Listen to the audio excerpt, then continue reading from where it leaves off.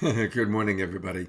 I'm Love Coach Scott Katamas, and it is the Sacred Sunday Show on November 28th, 2021. Very special day.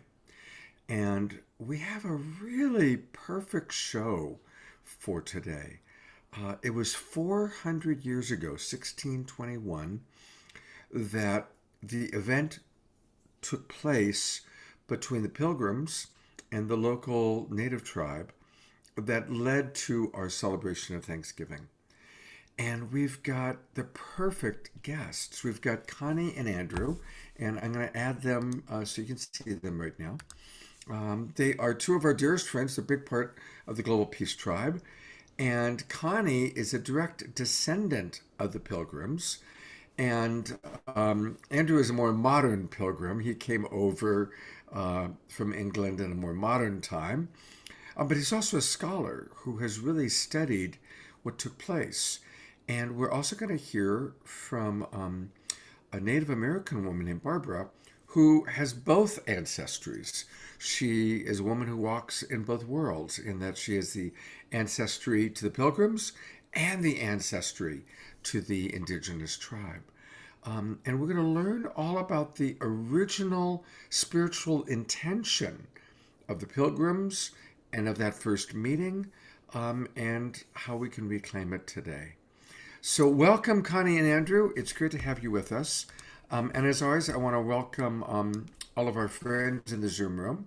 And I see a lot of our regulars are with us. Hello, Dia, Dorley, Kent, Susan, Wanda, Linda. As always, let us know your geographic location. It's always fun to see that. And I want to welcome people watching on Facebook. And I especially want to welcome the majority of the people who will watch this show, which is the replay, where it will live forever on Facebook. It'll live forever in our YouTube channel. So whenever you're watching this, whether it's live today or sometime in the future, welcome. Connie, just before we went on, you were talking about, and I don't remember the word, the three variations. I would love for you to share with us, because that's a good starting point. Okay, well, it's a big part of our work, and it has to do with the three great syntheses between Europeans and the American Indian. And we feel that we're going into the third great synthesis now, with this pandemic that has brought us together, with the climate crisis that has brought us together with the Indigenous people, that we're opening our hearts and our minds to them. The first great synthesis was in Plymouth, and with this meeting in 1621 that formed a peace treaty.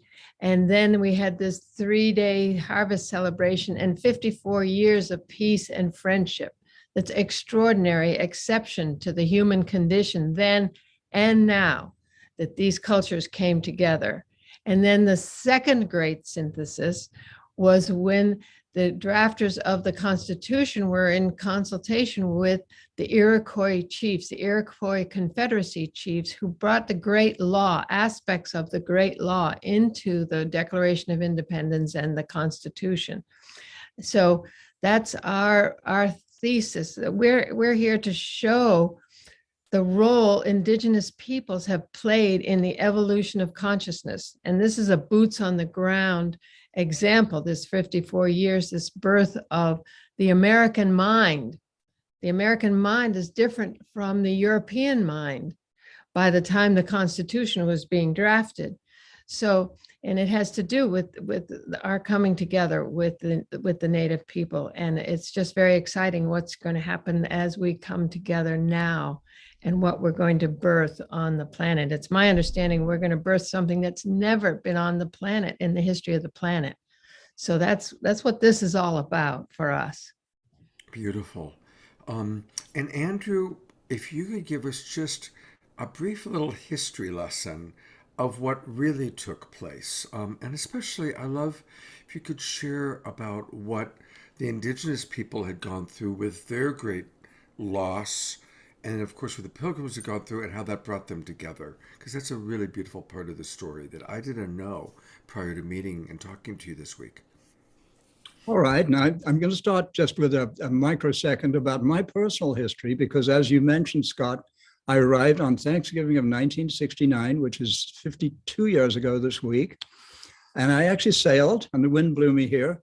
And I was coming to Santa Cruz, California, where I'd met a math professor named Ralph Abraham. Some of you listeners, the California friends, may know Ralph.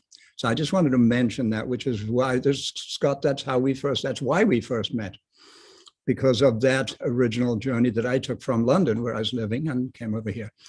And several decades later, I meet this gorgeous person.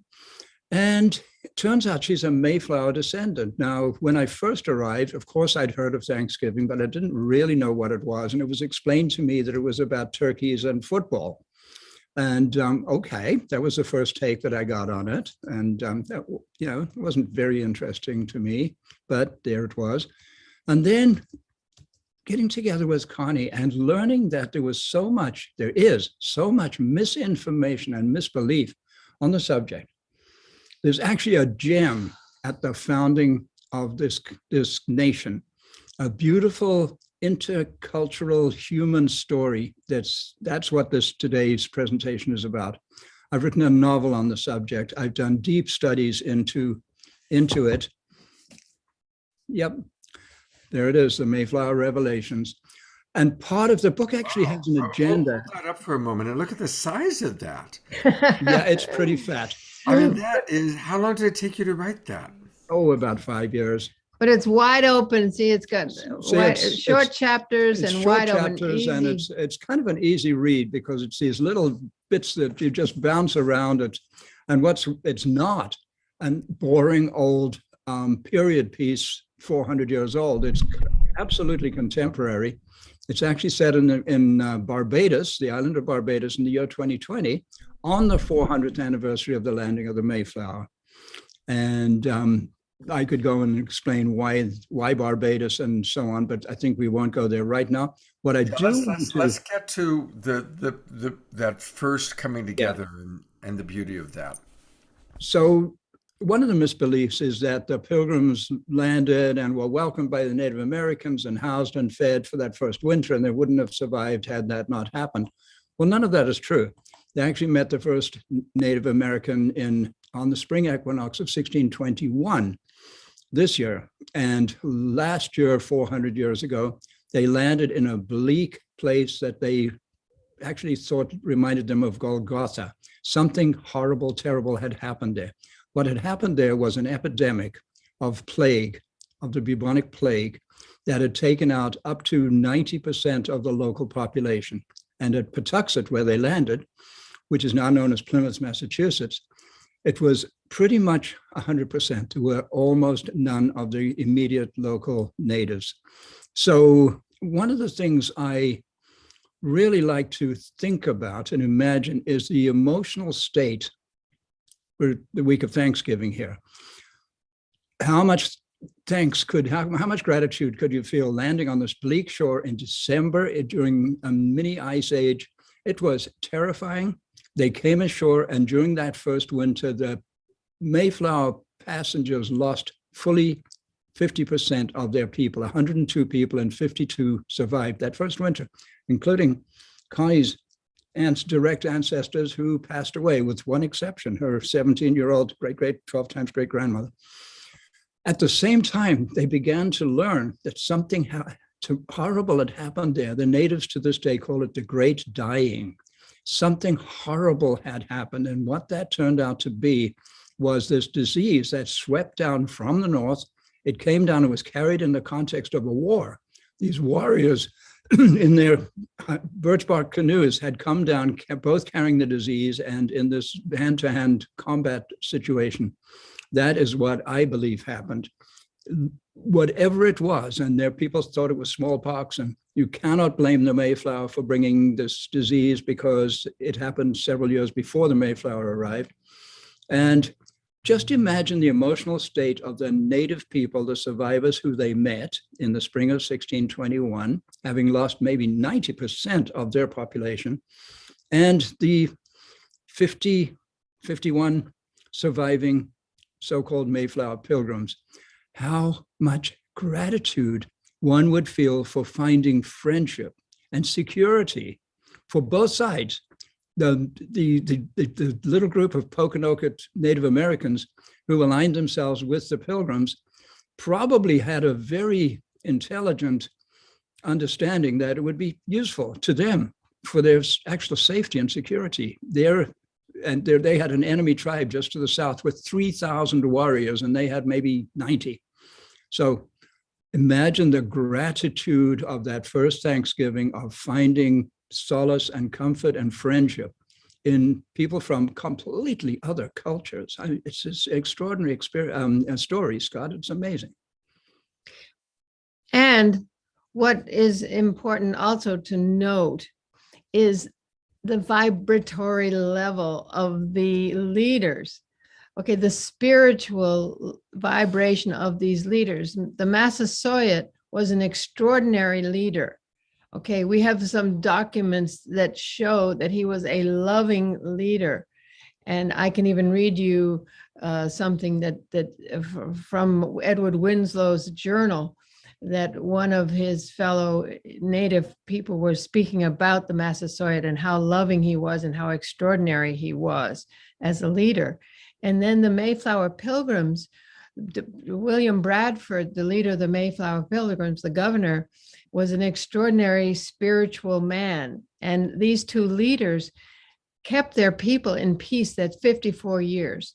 After their death, and with the next generation coming in, and the vibratory level decreasing with the desire for land and with the pressure of all the people who'd come in, the Puritans who had come into Boston, 30,000 of them in 1630. And then all the rest, the Dutch and the French and everybody all around, that vibratory level went down, and war replaced diplomacy. Okay, and we can see that now as far as visionary leaders and what goes on right now. So I just want to call our attention to that.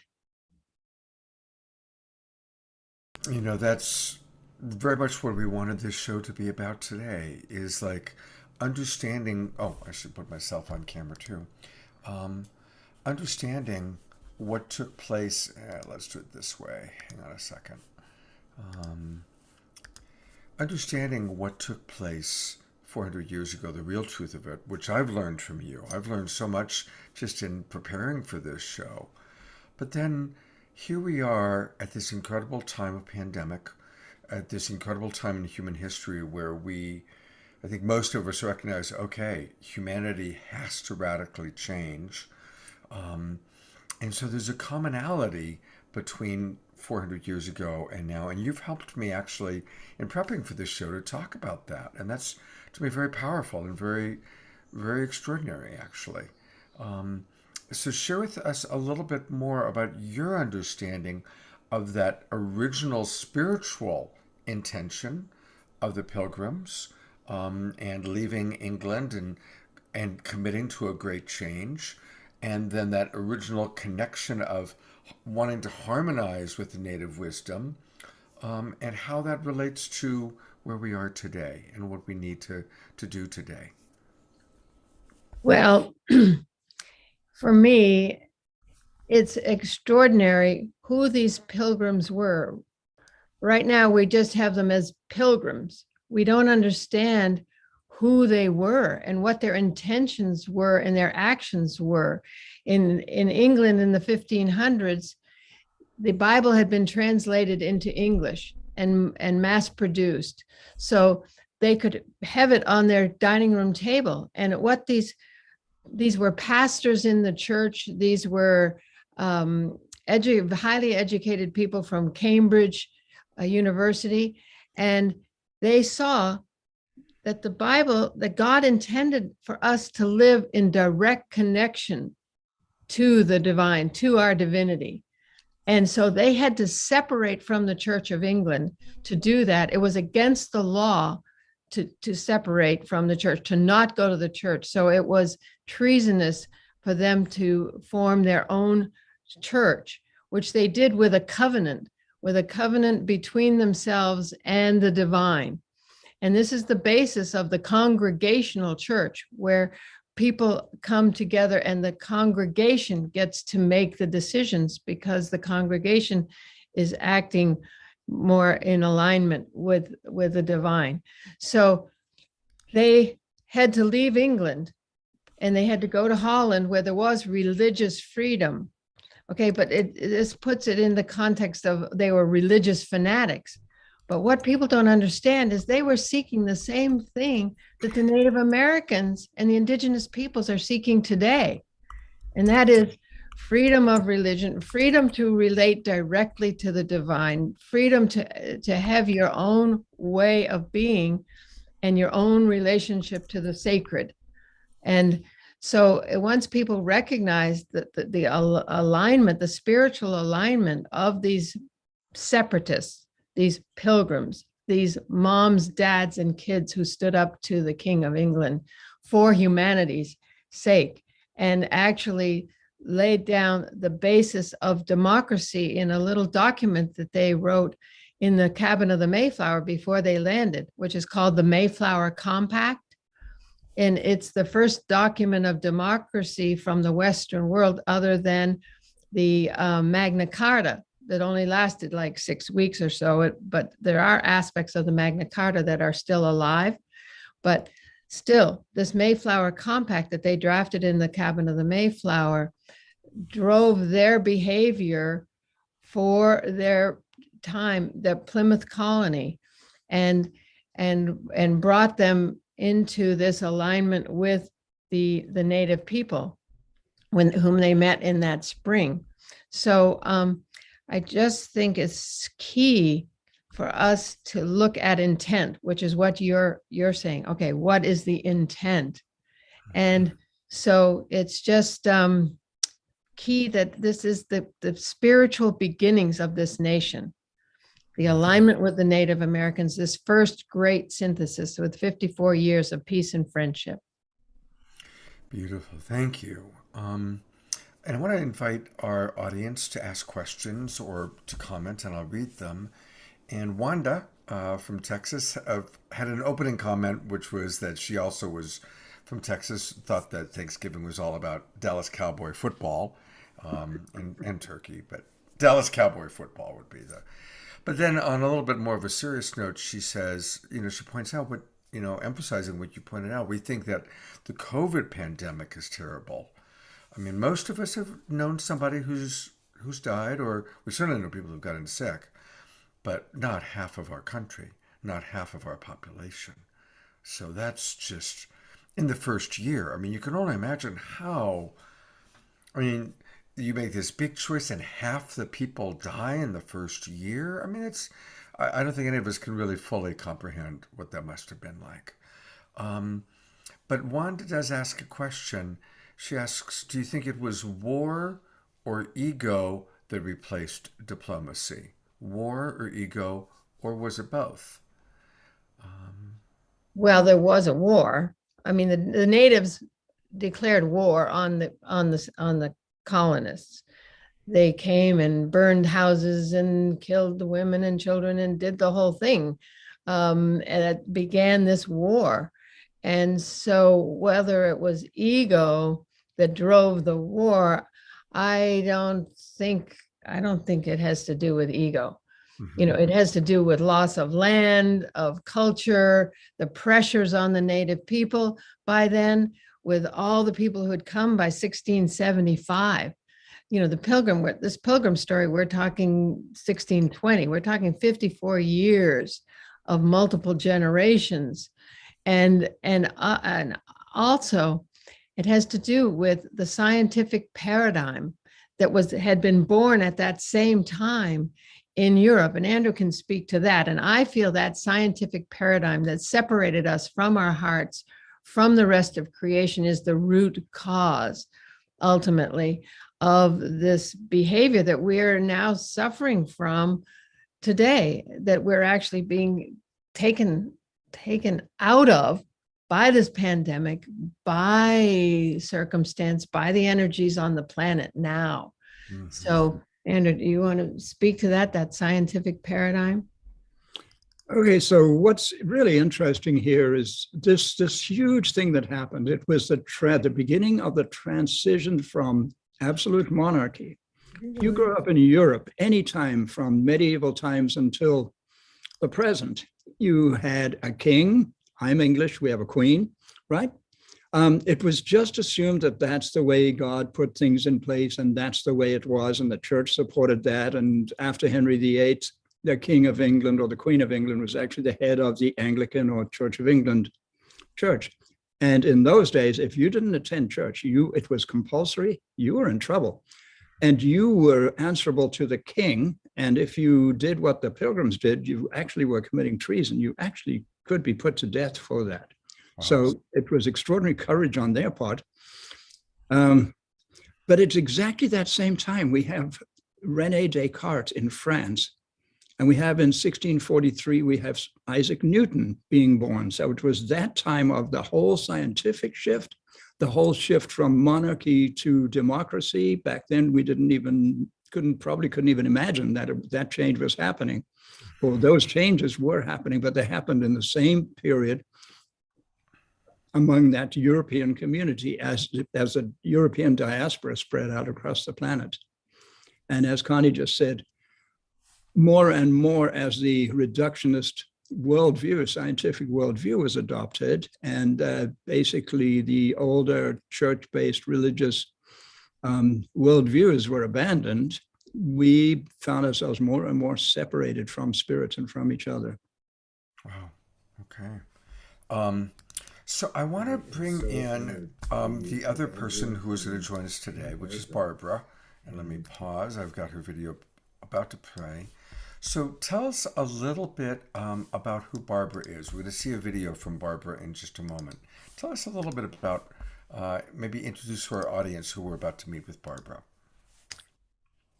Well, Barbara Mary Kerfus is a clan grandmother of the Pokanoket tribe. And she is also descended from Stephen Hopkins, a Mayflower passenger. So she's carrying both those spirits. She's carrying that oneness, that coming together within her being. And she exudes it with the love that she has for all of humanity and her vision of us coming together in the future. So it's been very exciting to connect with her and to come forward through Zoom to the world with her vision, with her heart, with her spirit, with her extraordinary ancestral history. And you mentioned that she's a Pokanoket grandmother. I just want to be sure everybody knows that word, Pokanoket. That was the name of the tribe, the group that the Mayflower Pilgrims connected with on the spring equinox of 1621. And Barbara is a descendant of those folks who are now kind of emerging. They were suppressed, repressed, I think. They were pushed back. And they're coming out now in a I'm just thrilled to see them stepping up right now this year. It's wonderful to see. Yeah, they were suppressed after King Philip's War. They were suppressed. They were killed on sight because they started. Metacom, who was King Philip, was a Pokanoket, as was the Massasoit, who was the peacemaker. But we're talking the next generation. His son declared war on the Pilgrims, on the settlers. So there's that dichotomy of that great peacemaker and that warrior war person who stepped up and caused the bloodiest war on the soil of the Turtle Island to that time and since, or maybe not. Before. So I want to get back to the introduction of Barbara, though. But thank you for that. I know there's so much history. I mean, a little background on Barbara's tribe there. Yeah. So thank you very, very much. So let's meet Barbara. This is a 5-minute video where she tells her story. And she'll do a little prayer and tells her story. I am so honored to be with Andrew and Connie and Barbara.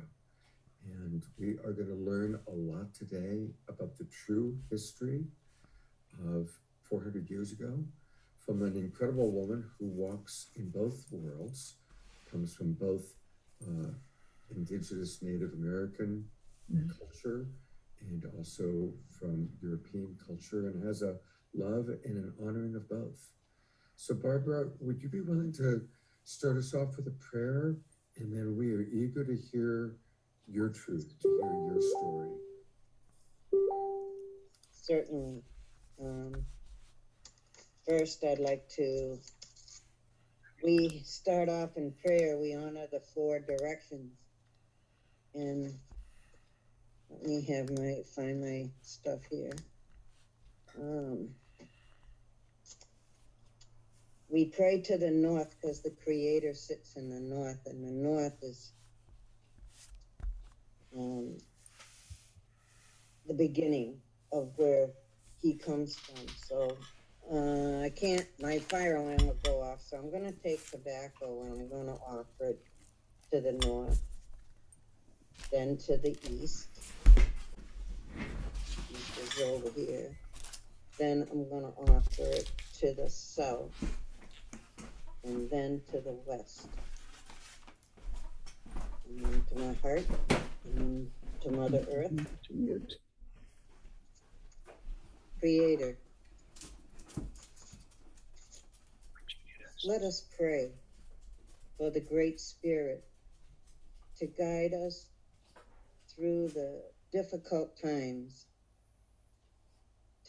to keep our mind in the right frame. Father, keep our eyes straight and open to the truth. Father, keep our mouth to speak of only good and love. Father, keep our heart strong, but full of warmth and love to comfort the sick. Amen. Aho. Aho.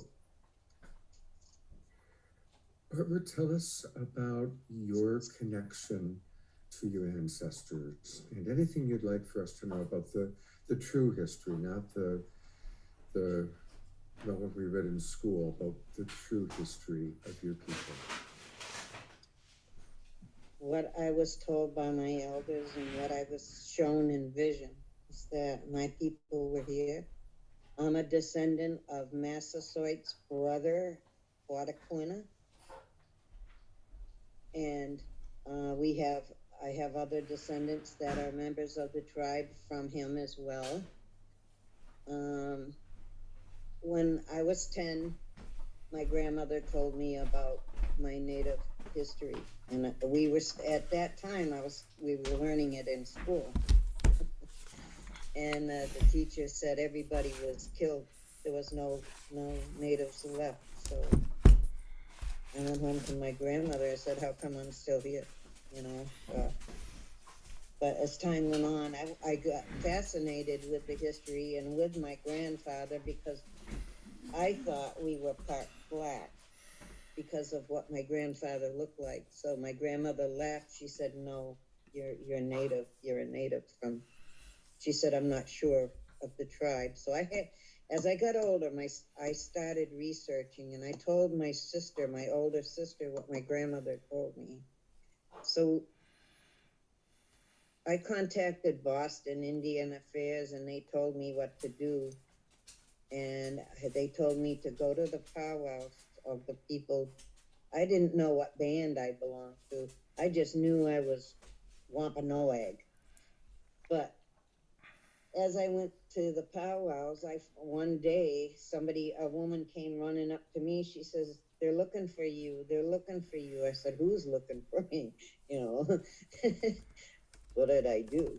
And they said, "No, they're looking for you. Your tribe is looking for you. You're the Bears woman."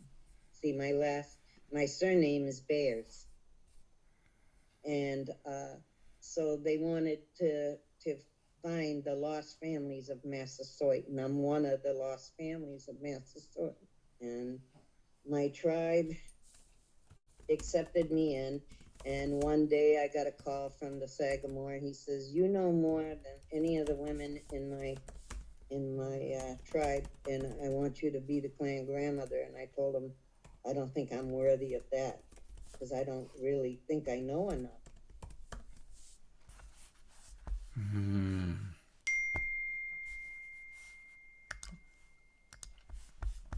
Oh, that ended quicker than I thought.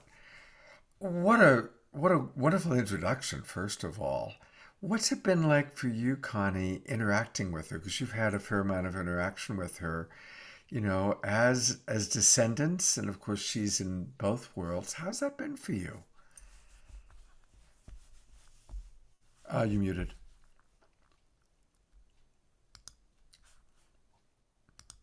Yeah, well, it's been a real treat and really inspiring. And as I mentioned before, it's really been exciting to have the Pokanoket voice come forward in this loving way, looking toward peace and using this time as an inspiring time of our coming together, because it's all a matter of perspective, where we look, how we see things, where we put our attention, what vibration we're coming from, how we see these historical times.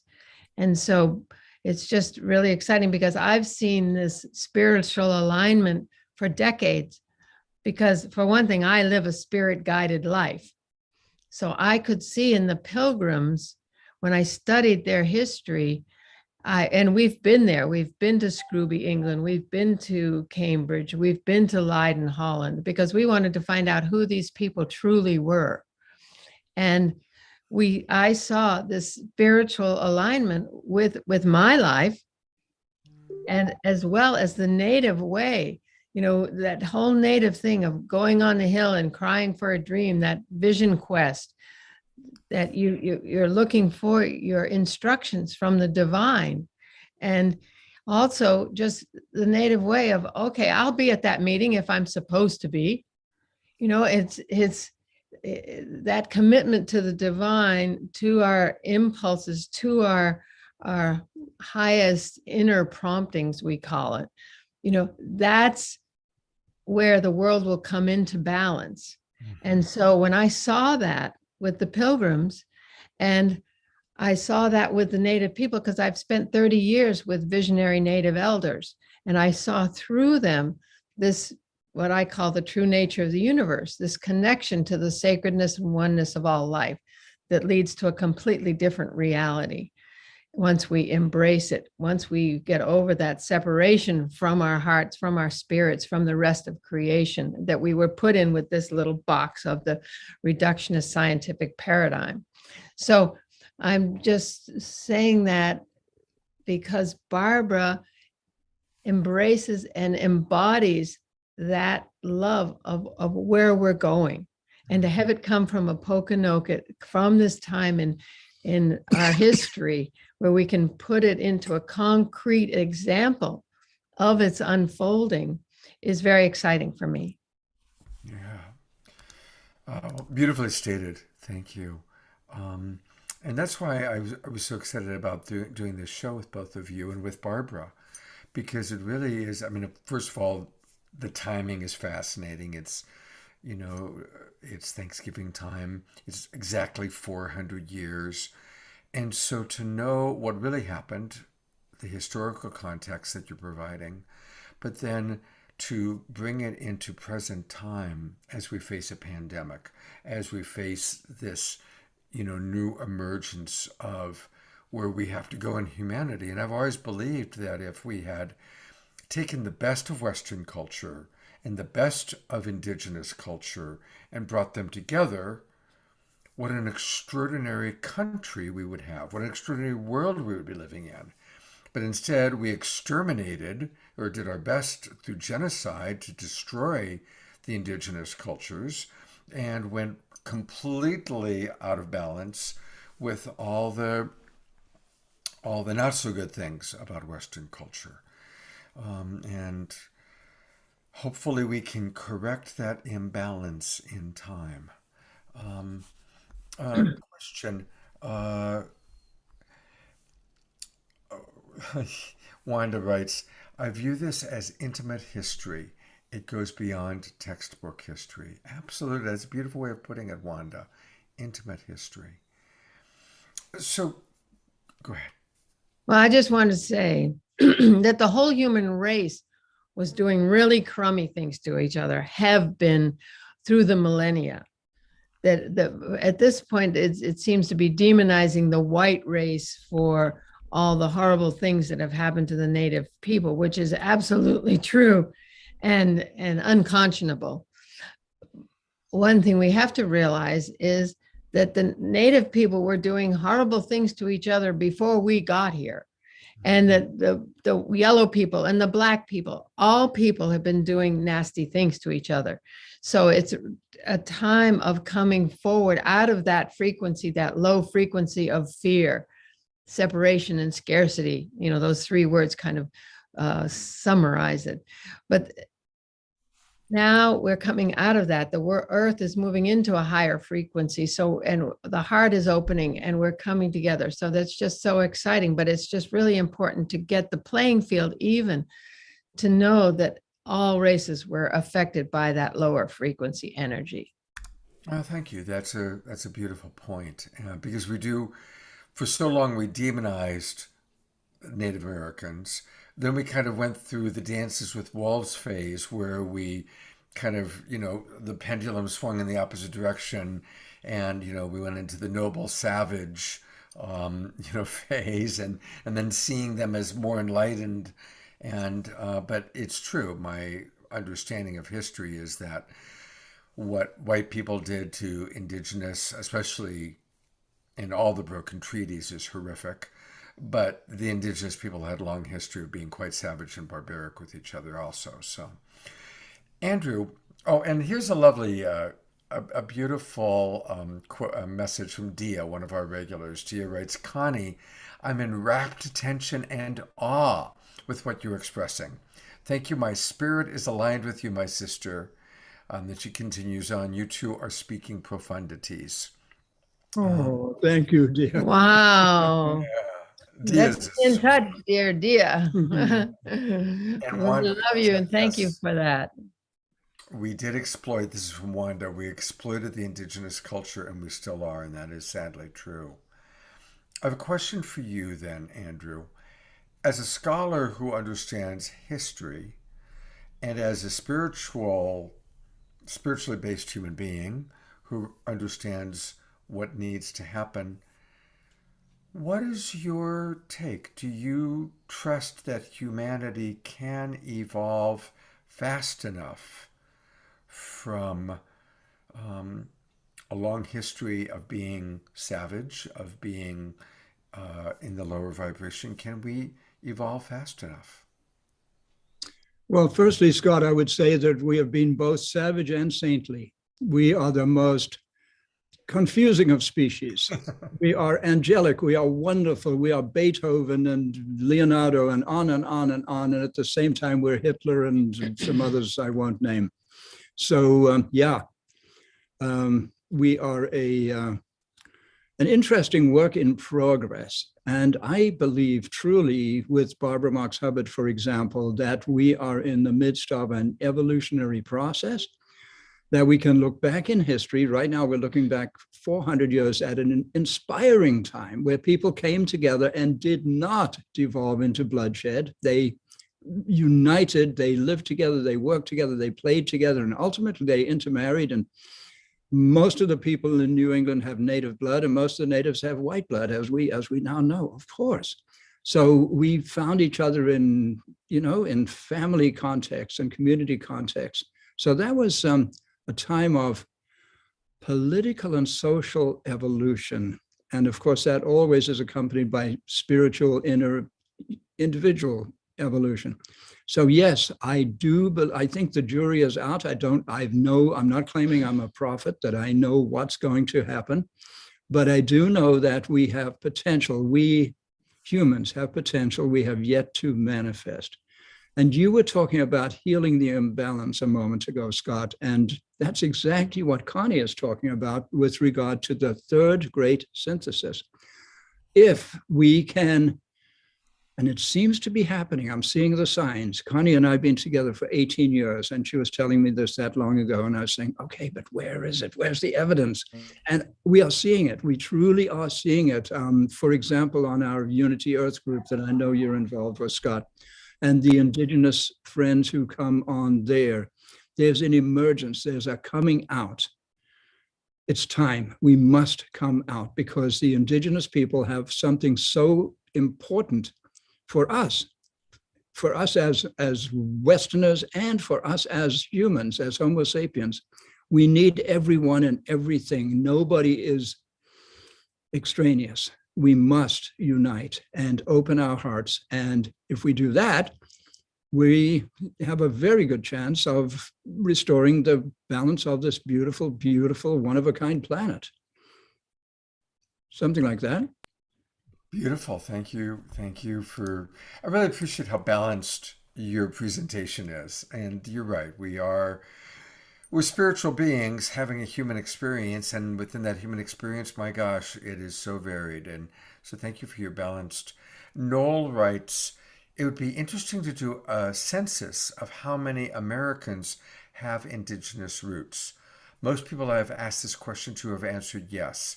And certainly the answer on Noel's side is yes. Both of his grandmothers are half indigenous. So that's a good point. I'm going to go back to another video clip from Barbara, since we are in Thanksgiving weekend, where she's going to talk a little bit about that original 3-day feast. And I think it's wonderful hearing it from someone who is a woman who walks in both worlds from both sides. So we're going to go back to Barbara for 3 minutes here. Please do tell us.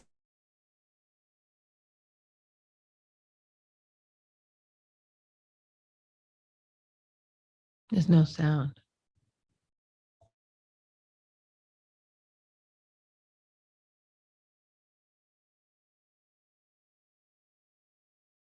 I overheard you say there's a sound problem. You're muted. Here, There's no sound. Hang on. Good. Let's try again. I'm going to optimize it. So this shouldn't boost it. Tell us about those 3 days and what took place. Okay, what's been handed down to me and what I've read is that the Pilgrims were celebrating their first harvest, and it was called the feast. And Squanto, one of our people, helped them, showed them how to plant corn and plant different things so they could be able to live and survive. So they were celebrating their harvest. And we also celebrate a harvest. So during that celebration they were having, they also had a military salute or exercise with their guns on to celebrate, I guess. I don't know that much about that, except that we had signed a treaty with them that if anybody would harm them or us, we would come to their aid. So hearing the guns going off, this is what I was told. We sent braves. We sent our war party thinking that there was something happening. And when our war party got there, we saw that they were having a feast.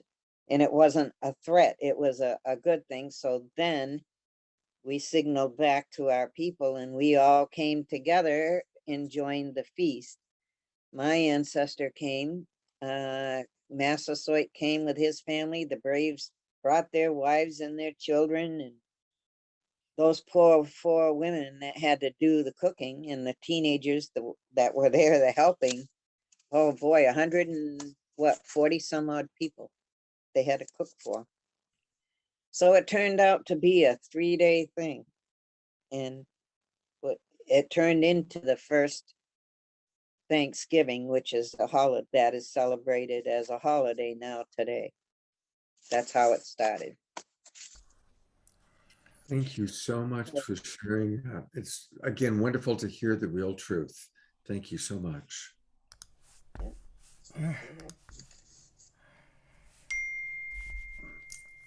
We have an, is it Yeah. unmuted? Scott, we have an original writing from that time written by Edward Winslow that is the only extant account from the Pilgrim side, and it was published in London in 1622 or 23. And we still have that, and we could actually read that if you liked. Yes, I would love for you to read that. That would be How really about fun. that? Yeah. Yeah. Okay, so this is the little paragraph. Our harvest being gotten in, our governor sent 4 men on fowling, that so we might, after a special manner, rejoice together after we had gathered in the fruit of our labors. They 4 in one day killed as much fowl as, with a little help beside, served the company almost a week. At which time, among other recreations, we exercised our arms, many of the Indians coming amongst us, and among the rest, their greatest king, Massasoit, with some 90 men, whom for 3 days we entertained and feasted, and they went out and killed 5 deer, which they brought to the plantation and bestowed upon our governor and upon the captain and others. And although it not be always so plentiful as it was at this time with us, yet by the goodness of God, we are so far from want that we often wish you partakers of our plenty. So as you can see, that's written like a letter home. Yeah. It was published, and there's an element of the desire to encourage others to come over and join them, obviously. Do you know how many, at that spring equinox when they first met the natives, do you know how many pilgrims there were? I mentioned that there were 51 or 52. And what their breakdown was, there were 14 adult men, 14, 1-4. There were 4 adult women, and there were 34 children. Wow. And there's often described as an invading army. Well, that's not much of an army. It can do a lot of damage with that few people. One of those children was my ancestor, Priscilla Mullins, who Right. married John Alden, and they had 11 kids, and they're known as America's first couple. And what I want to do is finish this because it's very interesting what the next paragraph says. Mhm. We have found the Indians very faithful in their covenant of peace with us, very loving and ready to pleasure us. We often go to them and they come to us. Some of us have been 50 miles by land in the country with them. The occasions and relations whereof you shall understand by our general and more full declaration of such things as are worth the noting. Yea, it hath pleased God so to possess the Indians with a fear of us and love unto us, that not only the greatest king amongst them called Massasoit, but also all the princes and peoples round about us have either made suit unto us or been glad of any occasion to make peace with us, so that 7 of them at once have sent their messengers to us to that end. Yea, an island at sea, which we never saw, hath also, together with the former, yielded willingly to be under the protection and subjects of our sovereign Lord King James, so that there is now great peace amongst the Indians themselves, which was not formerly, neither would have been but for us. And we, for our parts, walk as peaceably and safely in the woods as in the highways in England. We entertain them familiarly in our houses, and they as friendly, bestowing their venison on us. Yeah, That's pretty extraordinary. That is really, really beautiful. Wow. That's a real testament to this friendship and to this interaction, that they came and went with into each other's homes and lives. And the previously warring tribes moved into a peaceful coexistence to this day. So two things. Noel goes, wow, 34 kids and 4 women. And I have to say, again, that's a fascinating piece of the history. I certainly didn't know. Was it that the 50% that died, were they mostly adults, or did they actually come over with mostly children? A lot of the ones who died were the women. As I understand it, a significant percentage of the 50 who died were women. Because they were doing the caretaking, I'm sure. There's that. Yeah. And this was a general sickness. This was scurvy. This was, it never says really, but it was scurvy, and they came during an ice age, a mini ice age. They had to walk from the shallop to the land through the water, wade through the water whenever they came and went from the Mayflower. So it's an extraordinary situation of just being weak, and some think it had to do with unfamiliar organisms in the water. And I've discovered, I've learned something else on that subject. Okay, so you go to another place. Ever been to Mexico and Montezuma's got his revenge on you? Right. So possibly something like that. If you were malnourished, you were sick, you were cold, and you had scurvy, and then you had that kind of situation that, obviously that was terminal in many cases. And here's the point. I found a number of other early colonies that were successful, but they lost also 50% of their people that first winter. Wow. So, okay. So I think it had to do with not having penicillin and the kinds of, remedies we have today, and coming from one biome that you're accustomed to, that your body's used to, and you drink the local water and you're in trouble. So, and they'd spent 66 days at sea, and we were just on the Mayflower. It was a cargo ship originally, and I didn't realize it, but the between decks, they had to stay between decks, meaning they never went up to the top. You never deck. went up. You never got the sun. So you never 102 people were crammed into this tiny space. With I don't know, where did they keep their cows and their dogs? There too. I mean, it's astounding. Yeah. They had their livestock and themselves, and the shallop, the boat that would eventually take them ashore and so on, that had been cut into 4 pieces and stowed down there to be reassembled on arrival. And the lucky families actually got to be up above, whatever the wetness and whatever might be going on the floor. So you're in there packed with your chickens and your pigs, and there were at least 2 large dogs, and no sanitation. Ooh. Tough. And these were former pastors of the Church of England. These were, they had lived in Holland for 12 years. They were tradesmen. They weren't allowed to go above, in the guild system. But they spoke at the university. They debated at the university there. I mean, it's an extraordinary story that we can take heart from and inspiration from today, as we're feeling put upon by the government and all that stuff. These folks stood up and put their lives on the line for it.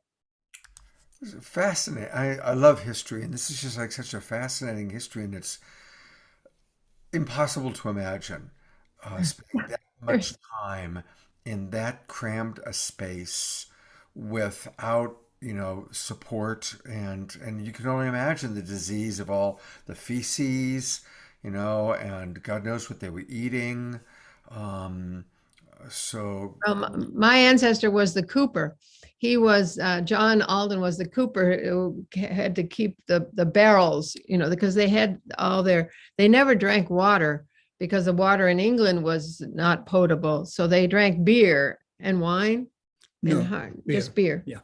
And so anyway, I was astounded to find out that they couldn't go above decks. Yeah. And by the way, they didn't drink water? They did not drink water. Now, once they landed and they were out of beer, they had to drink water. And that's the wonderful thing about beer aside from its intoxicating factor, is that it's sterile.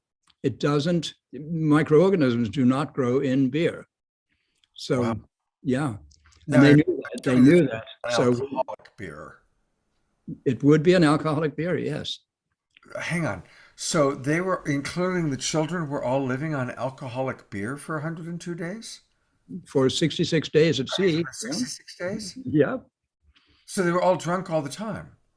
Well, life's intoxicating sometimes. What are you going to do? Well, who knows how, because there's different levels of beer. Yes. Yeah. So there's, It probably wasn't highly intoxicating unless you really drank a lot. I guess one could look into that and see what that was all about. This is really, this is fascinating. All right.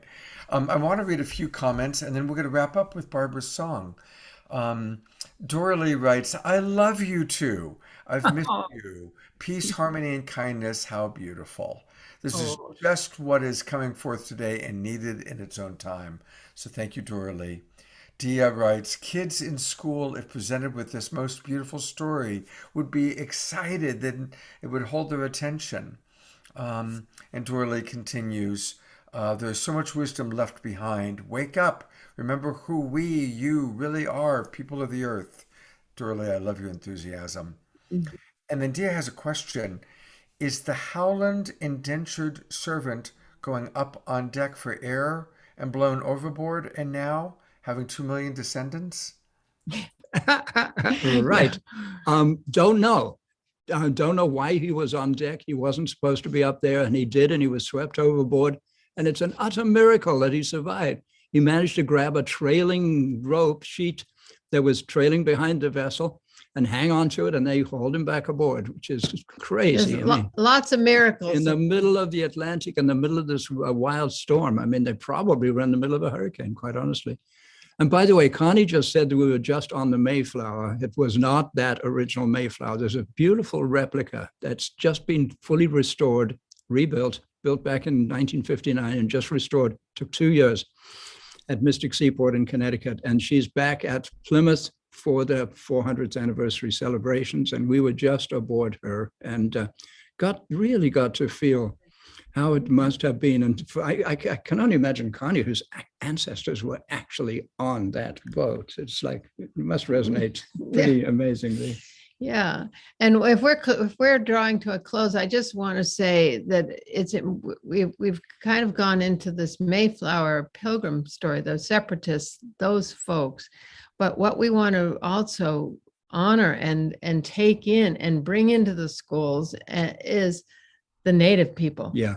Who they were, what they brought. See, that's how the story's been out of balance, because the Pilgrims deserve all the accolades they've ever had. Okay, so the country has honored them forever until recent revisionist history has put them, done them dirt. Okay, but the reason it was out of balance was because we didn't bring in the Indian, except for the Thanksgiving images, the myth of them in headdresses and sitting with the Pilgrims, and we didn't bring in their heart, their spirit, who they are, what they've brought to humanity through who they are, and what their influence on the Pilgrims was.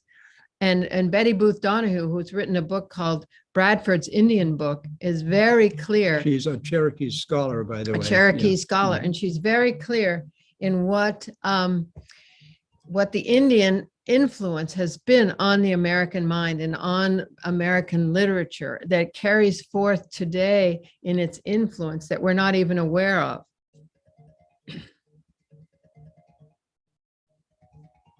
Thank you for that. Well, I thought it would be really lovely to conclude. Is there any last thing you want to share just about how people can get Andrew's book, or anything that you want people to know before I'm going to close with Barbara's song. So that's Andrew's book, and it's available on Amazon. It's available on Amazon and on our website, first50years.us, first50years.us. And you get it from us, and we include some extra goodies. And we also get supported by you in ordering it from us rather than Amazon. We never see we see a few pennies from Amazon. That's about it. Yeah. And just also it's know, called the Mayflower Revelations. You Google it, you'll find it. and also know we have another book called The Trust Frequency, 10 Assumptions for a New Paradigm, because our work has to do with bringing a new paradigm, a new understanding of the nature of the universe to the table, because it's that misunderstanding of reductionist science that has gotten us out of balance. And our book is Indigenous Cosmology, the indigenous understanding of the nature of the universe combined with quantum science, the new science that's proving that we are one. And so the unified physics and quantum science. So this book is a synthesis of the two, because science can't prove the sacredness and oneness of all life. And the native people live in that context of the sacredness and oneness of all our relations, which is the whole cosmos. Beautiful. So I'm taking people to your website, and everybody, this is first50years.us. Go to www.first50years, and 50 is is numeric 50. So it's first spelled FIRST, then numeric 50 years.us. And this is where we go to your book. All about the seeds of freedom, the vision for America. And that's a film. See, that's our film. We have a film that we've produced that goes with it, that speaks of this synthesis. Beautiful. All right. Well, I'm learning so much about you two. Thank you. We've got a couple of last questions here. Noel, Dia is thanking you for the answer to her question. Thank you. And Noel is asking, what was that, the Bradford Indian? Bradford's Indian book. Yeah, The I think Root if and Rise. if you just Google Bradford's Indian book, you would find it. It's written by a Cherokee scholar who spent a lot of time. She's one of she's a linguist, and she's a serious academic authority on this period of time, and is a real fan of the Pilgrims, and really has a balanced vision, a view of how the interaction was. And she says one of the great tragedies of America is that the Plymouth paradigm, is what she calls it, that the Plymouth paradigm did not prevail. If the Plymouth paradigm had become the overarching governance structure of America, we'd have a very different and much more positive country, and there would have been so much less suffering on all sides. And she was just on Humanity Rising with us. And I've just put in the chat links to all of our presentations this week, because we've done one at IONS, the Institute of Noetic Sciences, that we do a PowerPoint where we walk people through very logically with a PowerPoint at our IONS presentation. And Betty was with us on Humanity Rising Day 370, just the 24th of November. And I also put in links to our YouTube channel where you can see Betty speaking and lots of people speaking about various subjects on this integration of Indigenous and European thinking. And just remember the third great synthesis, it's the coming together now of the so-called Indigenous and the so-called non-Indigenous, because honestly, we're all Indigenous. My Indigenous roots go back to the Caucasus, in my pre-Viking days. So we're all Indigenous, our roots are back there, and we have so much to teach each other, to learn from each other, and to do together, working for the future of humanity on this planet. And as the natives know, we've all had a role to play. Every color has had a role to play in this process. So the good thing is we've all been playing our roles, and now we're at this place with a little help from a pandemic, a global pandemic, to just break down everything that we thought was real, so that the new real beauty of the human heart and systems aligned with that, with all life, can be born and come to pass. But we have to bring them to pass. It's up to us. Beautiful. For those of you watching on Facebook, I'm going to take all those links that Connie put and post them on Facebook, so you'll be able to get them there. Certainly on the Love Coach Academy version of Facebook. It's my dog, who's no doubt very excited about your books. Um, and I want to encourage. We've learned a lot today. Um, we've Hey, sorry about that. She's. Okay. Um, we're gonna play Barbara, who did a song for us. And I Mhm. want to invite everybody watching, again, whether you're watching live or whether you're watching the replay, to, as we listen, so sorry. And of course, she's going back and forth, between the back deck and the front deck, screaming like crazy. Thank you, Em. My roommate's quieting her down. Here I am One trying to set up this great spiritual moment. Okay. Okay, I want to say one thing, that this necklace that I have was a gift to me from Barbara, because my name is Eagle Woman, and this is an Eagle Woman necklace that she gave me about 10 years ago, and I am wearing it in honor of our relationship. Yeah. Thank you. That's beautiful. All right, we're going to listen to Barbara play her song. And I want to invite everybody to drop into what to me is the most important point of it all today. That there was an original spiritual bond as two different cultures came together in peace and in harmony and in sharing their wisdom, sharing the best of their cultures. And that's what we need to do today. So let's integrate that. Let us pray with Barbara, if you will, in your own way, as we listen to her music or to her song. I was wondering, would you be willing to, Connie and Andrew mentioned that you might sing a song, and that would be just so lovely if that's something you would enjoy sharing with us. Okay, I'm gonna sing the song I sang yesterday because it's fitting for our event here. It's Beautiful, thank called, you. it's the Humble Song. It's a Maliseet song, which I am a little part Maliseet. I mixed with other tribes as well. And I'm just gonna tell you that Mashomas is grandfather and Nokomis is grandmother in Ojibwe. So that's the only foreign language that's in the song. The rest of it's in English.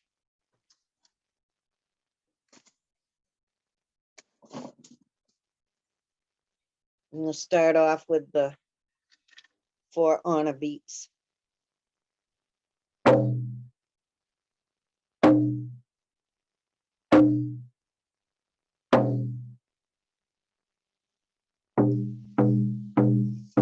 Whoops, I gotta put my glasses on, otherwise I'll mess up. So I'm old, so I'm going, can't see good anymore. Okay, here we go. We gotta humble ourselves in the eyes of the Creator. We gotta bend down low. We gotta humble ourselves in the eyes of our Creator. We gotta know what He knows.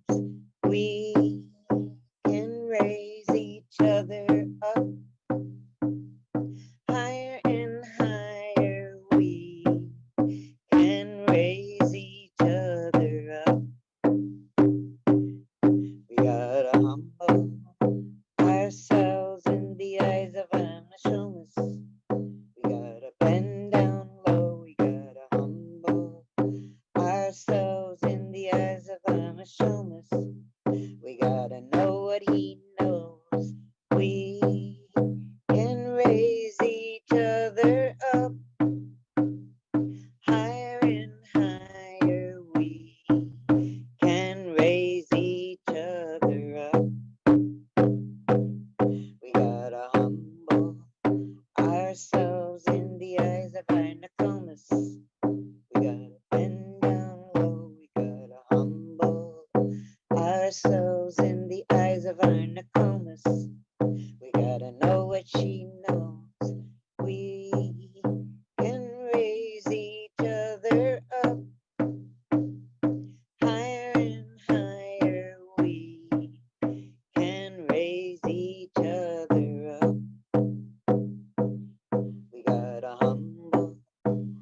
ourselves in the eyes of the children. We gotta bend down low, we gotta humble ourselves in the eyes of our children. We gotta know what they know. We can raise each other up higher and higher. We can raise each other up. We gotta humble ourselves in the eyes of the winged. Call, call, call. We gotta humble ourselves in the eyes of the winged. We gotta bend down low. We gotta humble ourselves in the eyes of the winged. We gotta know what they know. We can raise each other up higher and higher. We can raise each other up. We gotta humble ourselves in the eyes of the four-legged. Bend down low. We gotta humble ourselves in the eyes of the four-legged. We gotta know what they know. We can raise each other up higher and higher. We can raise each other up. We gotta humble ourselves in the eyes of the swimmers. Gotta bend down low. We gotta humble ourselves in the eyes of the swimmers. We gotta know what they know. We can raise each other up higher and higher. We can raise each other up. We gotta humble ourselves in the eyes of the crawlers. We gotta bend down low. We gotta humble ourselves in the eyes of the crawlers. We gotta know what they know. We can raise each other up higher and higher. We can raise each other up. And we can raise each other up.